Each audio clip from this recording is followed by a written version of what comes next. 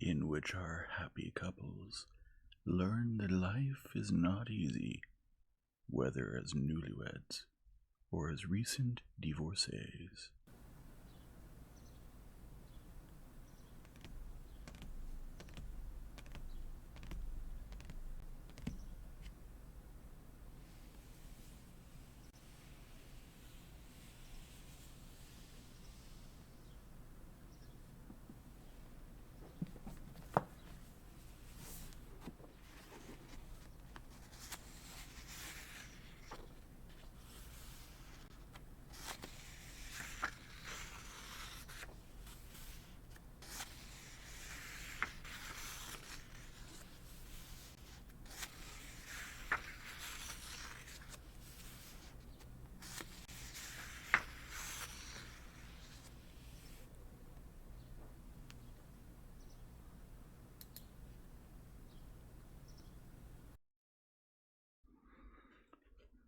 Chapter 28.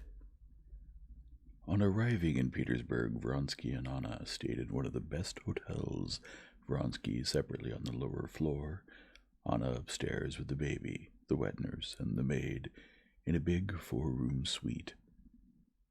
The day they arrived, Vronsky went to see his brother. There he found his mother, who had come from Moscow on her own business. His mother and sister-in-law met him as usual. They asked him about his trip abroad, spoke of mutual acquaintances, and did not say a word about his liaison with Anna. But his brother, when he came to Vronsky the next day, asked about her himself, and Alexei Vronsky told him straight out that he considered his liaison with Mademoiselle Karenina a marriage, that he hoped to arrange for divorce and then marry her. Until then he considered her just as much his wife as any other wife, and asked him to convey that to his mother and his wife. If society doesn't approve of it, that's all the same to me, said Vronsky. But if my family wants to have family relations with me, they will have to have the same relations with my wife. The elder brother, who had always respected the opinions of the younger, could not quite tell whether it was right or wrong until society decided the question. He himself, for his own part, had nothing against it, and went together with Alexei to see Anna. In his brother's presence, as in everyone else's, Vronsky addressed Anna formally and treated her as a close acquaintance, but it was implied that the brother knew of their relations, and mention was made of Anna going to Vronsky's estate. Despite all his social experience, Vronsky, owing to the new position in which he found himself, was strangely deluded.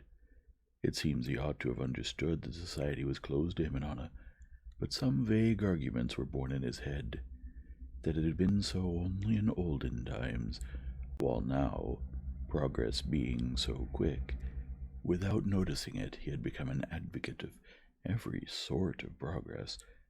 Society's outlook had changed, and the question of their being received in society was still to be decided. Naturally, he thought, court society will not receive her, but closer acquaintances can and must understand it in the right way. A man can spend several hours sitting cross-legged in the same position if he knows that nothing prevents him from changing it, but if he knows that he has to sit with his legs crossed like that, he will get cramps. His legs will twitch and strain towards where he would like to stretch them. That was what Vronsky felt with regard to society. Though in the depths of his soul he knew that society was closed to them, he tested whether it might change now, and they might be received. But he very soon noticed that though society was open to him personally, it was closed to Anna. As in the game of cat and mouse, arms that were raised for him were immediately lowered before Anna. One of the first ladies in Petersburg society whom Vronsky saw was his cousin Betsy. "At last," she greeted him joyfully. "And Anna, I'm so glad. Where are you staying? I can imagine how awful our Petersburg must seem to you after your lovely trip. I can imagine your honeymoon in Rome. What about the divorce? Has that all been done?" Vronsky noticed that Betsy's delight diminished when she learned that there had been no divorces yet. "They'll throw stones at me, I know," she said, "but I'll go to see Anna. Yes, I'll certainly go. Will you be here long?" and indeed she went to see Anna that same day, but her tone was now quite unlike what it used to be. She was obviously proud of her courage and wished Anna to appreciate the faithfulness of their friendship. She stayed less than 10 minutes, talking about society news, and as she was leaving said, "You haven't told me when the divorce will be. Granted, I've thrown my bonnet over the mills, but other starched collars will blow cold on you until you get married, and it's so simple now. Ça c'est vrai." "So you leave on Friday? A pity we won't see more of each other." From Betsy's tone, Vronsky could understand what he was to expect from society, but he made another attempt with his family. He had no hopes for his mother. He knew that she, who had so admired Anna when they first became acquainted, was now implacable towards her for having brought about the ruin of her son's career. But he placed great hopes in Varya, his brother's wife. He thought that she would not throw stones and would simply and resolutely go to see Anna and receive her. The day after his arrival, Vronsky went to her and, finding her alone, voiced his wish directly.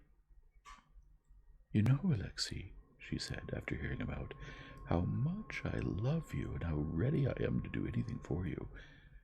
But I have kept silent because I know I cannot be useful to you, Anna Arkadyevna," she said, articulating Anna Arkadyevna with special care. "Please don't think that I condemn her. Never. It may be that in her place I would have done the same thing. I do not and cannot go into the details," she said, glancing timidly at his sullen face. "But one must call things by their names. You want me to see her, to receive her, and in that way to rehabilitate her in society. But you must understand that I cannot do it. I have growing daughters, and I must live in society for my husband's sake. If I go to see Anna Arkadyevna, she will understand that I cannot invite her, or must do it so that she does not meet those who would take a different view of it, and that will offend her. I cannot raise her." "I don't consider that she's fallen any more than hundreds of other women whom you do receive," Vronsky interrupted her still more sullenly, and silently got up, realizing that his sister-in-law's decision was not going to change. "Alexei, don't be angry with me. Please understand that it's not my fault," said Varya, looking at him with a timid smile. "I'm not angry with you," he said, just as sullenly, "but it doubles my pain. What also pains me is that it breaks up our friendship. Or let's say that it doesn't break it up, but weakens it. You realize that for me, too, it cannot be otherwise." And with that, he left her. Vronsky understood that further attempts were futile, and that they would have to spend those few days in Petersburg, as in a foreign city, avoiding all contacts with their former society so as not to be subjected to insults and unpleasantnesses, which were so painful for him. One of the most unpleasant things about the situation in Petersburg was that Alexei Alexandrovitch, and his name, seemed to be everywhere. It was impossible to begin talking about anything without the conversation turning to Alexei Alexandrovitch. It was impossible to go anywhere without meeting him. At least it seemed so to Vronsky, as it seems to a man with a sore finger that he keeps knocking into everything, as if on purpose, with that finger. The stay in Petersburg seemed the more difficult to Vronsky because all that time he saw some new, incomprehensible mood in Anna. At one moment she appeared to be in love with him. At another she became cold, irritable, and impenetrable. She was suffering over something and concealing something from him, and seemed not to notice those insults that poisoned his life, and that for her, with her subtle perceptiveness, ought to have been still more painful.